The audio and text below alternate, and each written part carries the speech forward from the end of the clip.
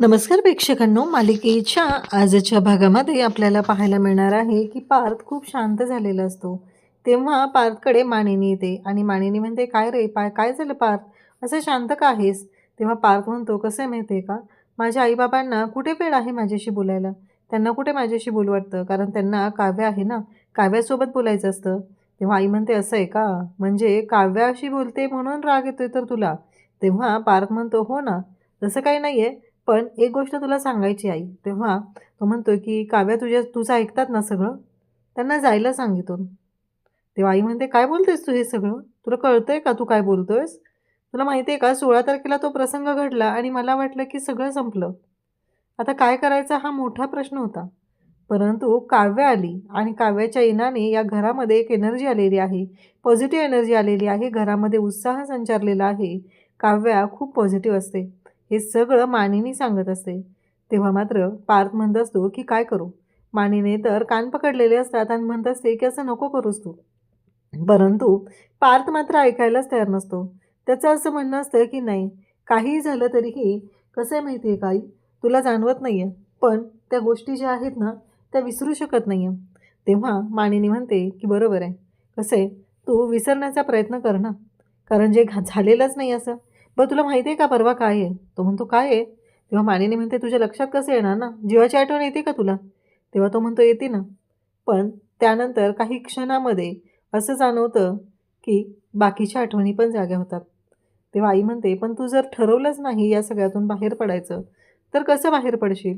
असं म्हणत आई त्याला समजवत असते. परंतु पार्थ मात्र म्हणत असतो की काय करणार?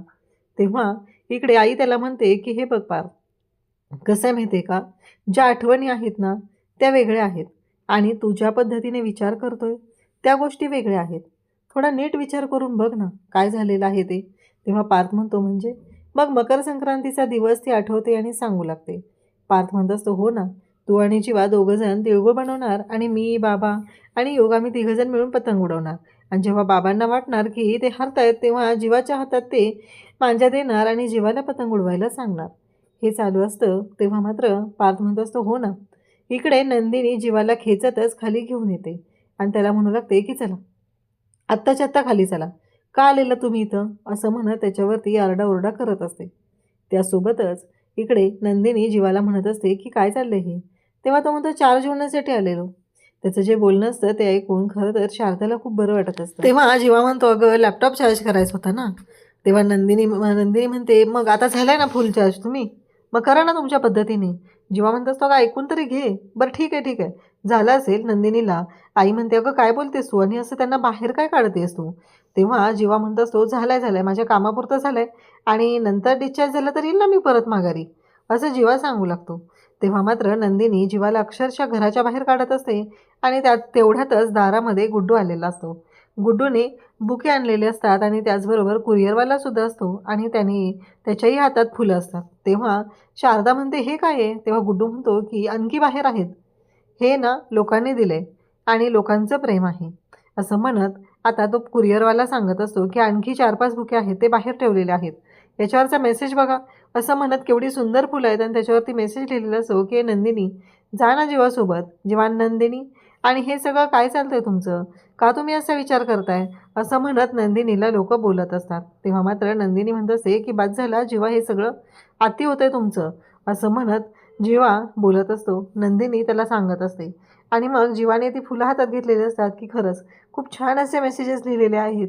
जेव्हा नंदिनी लिहिलेलं आहे. नंदिनीला मात्र वाईट वाटत असतं. आईनं ती फुलं हातात घेतलेली असतात. नंदिनीच्या हातामध्ये एक बुके असतो. जीवा इकडे खुश असतो. जीवा म्हणत असतो, हे लोकांचं प्रेम आहे आणि हे लोकांचं प्रेम असंच मिळालं पाहिजे. म्हणजे बघितलं ना, आई म्हणते, बघितलं ना, लोकांनाही तेच वाटते. आणि काय चाललंय नंदिनी तुझं हे सगळं?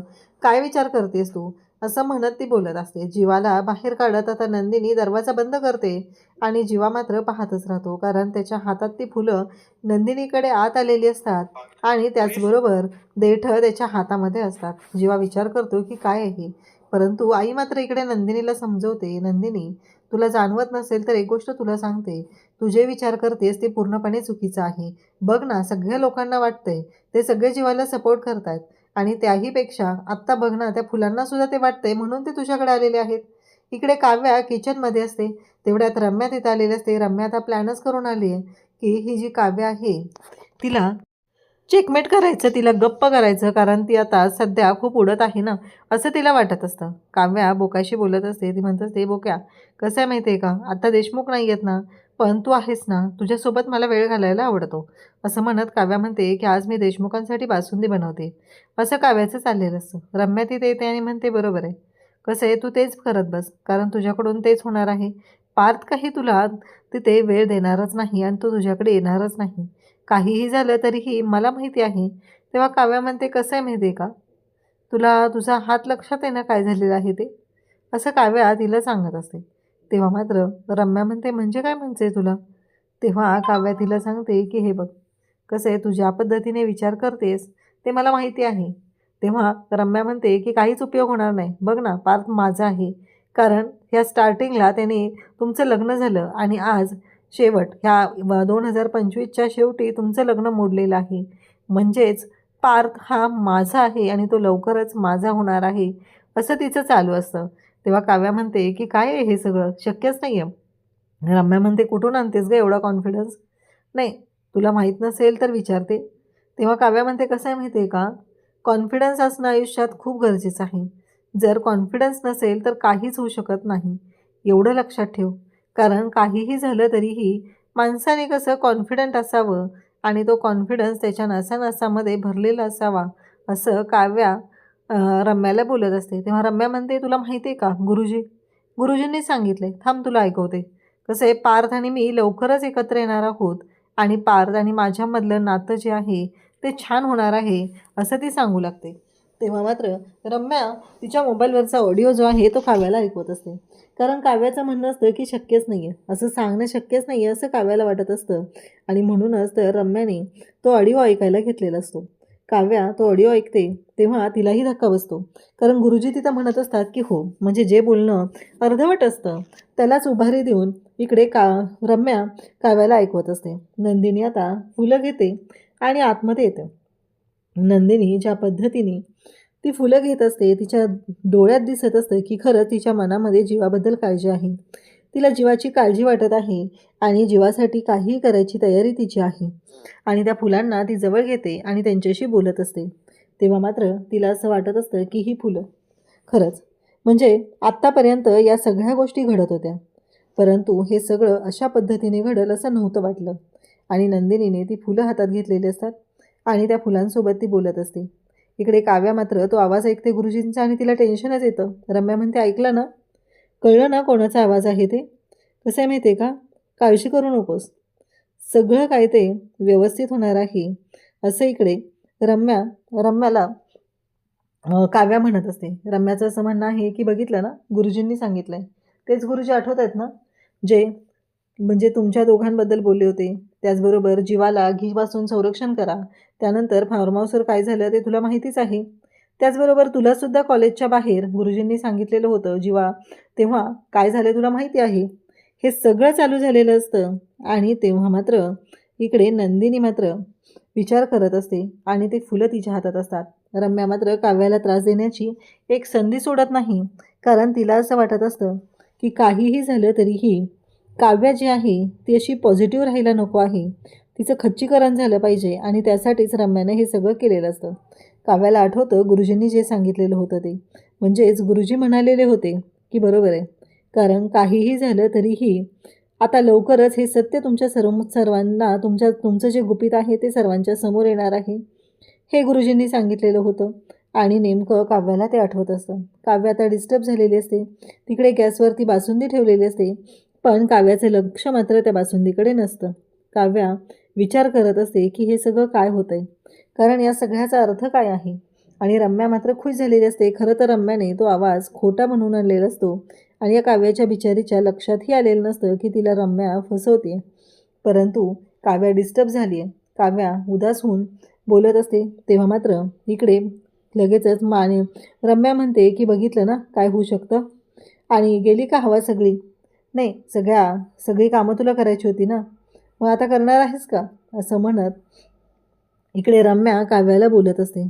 काव्या म्हणत असते की हो, काही झालं तरीही देशमुख माझे आहेत, त्यांना असं मी कोणाच्याही जवळ नाही जाऊ देणार, असं इकडे काव्याचं सुरू असतं. उद्याच्या भागात आपल्याला पाहायला मिळतं की नंदिनी व्हिडिओ पाहते. जीवाने व्हिडिओ केलेला असतो की मी शेकोटी पण नाही करू शकत आहे, मला खूप थंडी वाजते इथं, मी काय करणार आहे गाईच, असं म्हणत हा जीवाचा पुढचा व्हिडिओ पडलेला असतो. तेव्हा मात्र आता हे सगळेजण बोलत असतात आणि त्याच वेळी इकडे आता नंदिनी तो फोन पाहते आणि नंदिनीने एक गोष्ट केलेली असते, ती म्हणजे तिने ती फुलं जवळ ठेवलेली असतात आणि ती हातामध्ये ब्लँकेट घेऊन असते, कारण जीवाला इकडे पांघरूण नाही आहे. जीवा कुडकुडतोय ही गोष्ट नंदिनीच्याही लक्षात आलेली असते. आणि त्याचबरोबर इकडे आपल्याला पाहायला मिळतं काव्या मात्र रडत असते आणि तेवढ्यातच तिच्या फोनवरती इकडे जीवाचा फोन आलेला असतो. तर काव्या जीवाला त्या सगळ्या गोष्टी सांगते जी रम्या तिला बोललेली आहे ते. तेव्हा जीवा म्हणत असतो, अगं काव्या, काय हे सगळं, ज्याच्या नशिबात जे आहे ते त्याला मिळणारच आहे. एक साधी गोष्ट विचार कर ना, कारण माझ्या नशिबात तू होती म्हणून तू इकडे माझ्या नशिबात नंदिनी आहे, तर मला नंदिनी मिळणार आहे, मी नंदिनीचा झालो. आणि जेव्हा तू पारदादाचीच असणार आहे, तर रम्याने किती पण हवेत गोळे मारू दे, त्याने काही फरकच पडत नाही आहे, तर तू कशाला दाखवतेस ना, असं इकडे जीवा काव्याला सांगत असतो. आता मात्र काव्याला बरं वाटत असतं, म्हणजे जीवाने बोलल्यामुळं तिला लढण्यासाठी एनर्जी आलेली असते. आणि तेव्हा दारातून पार्थ हे सगळं ऐकत असतो. अशाच अपडेटसाठी चॅनलशी कनेक्ट राहा. थँक्यू.